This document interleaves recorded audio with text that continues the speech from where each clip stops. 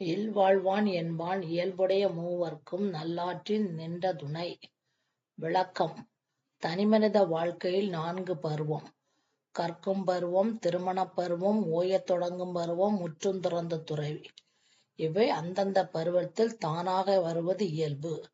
திருமண பருவத்தில் இருக்கும் ஒரு ஆண் ஒரு பெண்ணை திருமணம் செய்து இல்லறத்தோடு கூடி வாழ வேண்டும் என்று விரும்பினால், கற்கும் பருவத்தில் இருக்கும் படிக்க விரும்பும் மாணவரின் படிப்புக்கு உதவ வேண்டும். வயதான அம்மா அப்பா கடமையை முடித்து ஆன்மீகத்தில் ஈடுபடுவார். முற்றும் துறந்த துறவி ஆசைகளை விட்டு யோக பயிற்சி செய்வார்.